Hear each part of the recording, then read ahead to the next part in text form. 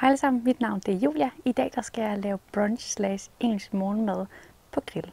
Jeg bruger min plancha i dag, så det giver nogle rigtig spændende muligheder, så jeg synes bare, vi skal komme i gang. Jeg skal blandt andet bruge mit brunch-sæt i dag fra Napoleon. Den består af de her 4 ringe. Jeg skal lave helt almindelige æg i den, men du kan så også sagtens lave en pandekagedej eller komme noget helt tredje i. Så er der den her paletkniv og en skraber. Udover at den hedder en skraber, så er den super til at gøre ren, men den er altså også rigtig fin til selve madlavningen på pladen, da den er kort og god til at skrabe, som jo så også ligger i navnet. Så det skal jeg blandt andet bruge i dag, men ellers så skal vi i gang med noget madlavning.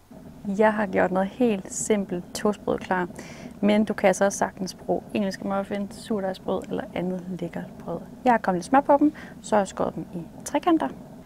Jeg bruger den venstre side af stegepladen til de her brød, og de brænder, som så er under den sætter jeg så på medium varme. Det er ellers bare at komme de her toastbrød på, og så skal de have indtil de er lækre, gyldne og sprøde. Det er selvfølgelig vigtigt, at stegepladen den er varm, inden man begynder at komme brød på. Ellers så gælder den her middelvarme ikke, så skal du altså have den op på høj varme for at gøre stegepladen klar. Og efterhånden, så vi bliver færdige, så tages de bare af stegepladen. Og så bliver der klaret rigtig lækre sprøde toastbrød. Jeg skal bruge hele stegepladen nu. Det første ting, jeg skal have på, det er portobello-svampe, som jeg har skåret ud i skiver. Jeg kommer lidt fedtstof, hvor de skal være. Smider svampene på. Flagesalt. Og lige får peber. Og så har jeg også plukket lidt timian i haven. Du kan også bruge rosmarin, estragon eller andre lækre urter. Og det kommer af på de her lækre svampe. Og imens de hygger sig, så skal jeg også have pølser på. Jeg skal have bacon på. Pølserne kan du både lave low and slow, så altså ved lav varme, og så lade dem hygge sig i længere tid, mens du klarer en masse andre ting. De kan fx bare ligge ud i siden. Jeg vælger dog at køre dem på hård varme i dag. Nogle kan godt ske at sprikke. Det gør mig ingenting. Jeg synes, det er lækkert, de bliver lidt sprøde. Men det er jo helt op til dine præferencer, hvordan du gerne vil have dem. Og så får jeg også stegt med bacon. Sørg for at holde øje med svampene. Og det er så vigtigt at krydre de her svampe godt, da de suger en del smag, så godt med salt, godt med peber, og den her timian, det gør sådan noget virkelig godt for dem. Husk at forvente pølserne undervejs. Så kan jeg vist godt lige få plads til det sidste bacon herovre.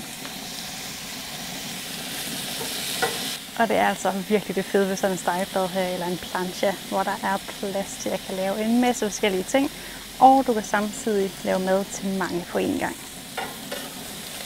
Og efterhånden, som tingene bliver færdige, så er det jo bare at tage dem af varmen her.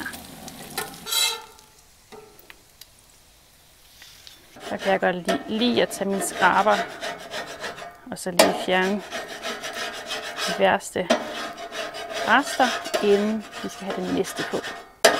Men du må også meget gerne lade noget af baconfedtet blive. Det giver kun smag. Det er bare lige lidt af de her få svamperester og fedtrester, jeg fjerner. Så, nu skal vi til noget rigtig sjovt. Det bliver hjemmelavet hash browns, også kaldt for rösti. Jeg har her skrællet bagekartofler. Dem river jeg på den grove side i dag.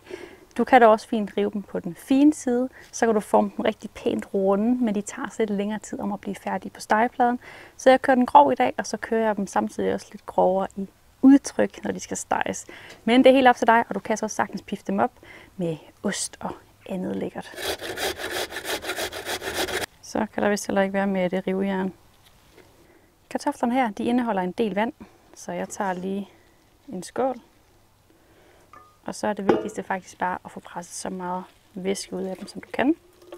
Skal det være ekstra godt, så tager du lige et viskestykke og kommer deri, og så kan man bedre virkelig viskestykket stramt rundt, og så få alt væsken ud. Jeg tager bare lige det værste.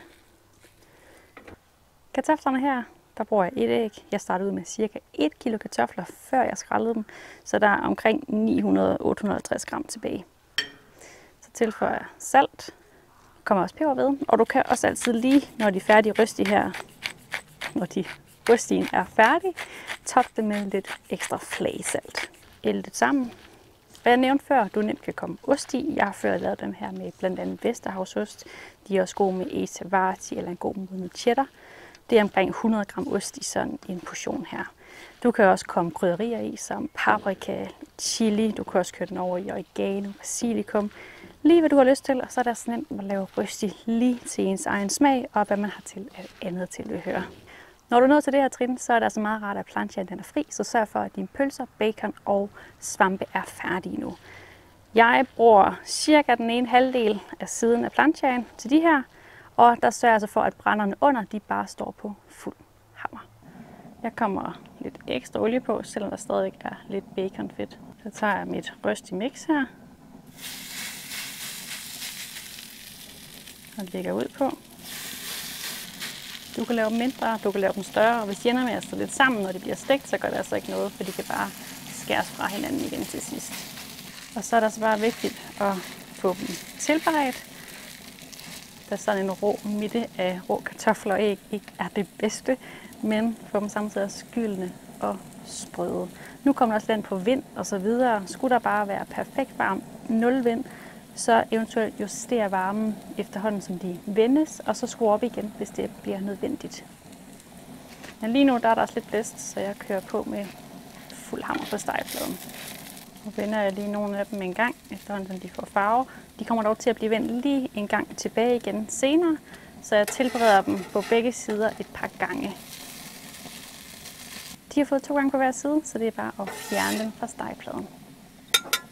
Nu er det tid til æggene. Som sagt, jeg filmer, derfor gør jeg det i flere forskellige trin, men normalt så vil jeg altså klare æggene på den anden side, imens røstien de steger. Så røsti, fuld hammer, æggene her, dem vil jeg have blusset på lav til middelvarme i stedet for, så jeg er sikker på, at de får varme hele vejen op. Jeg bruger de her ringe, så kommer jeg samtidig lidt sprayfedt i, og det er egentlig mest for at være sikker på, at kanterne får lidt fedtstof, så æggene de er nemmere at få ud. Så er det bare at ploppe et æg i ad gangen.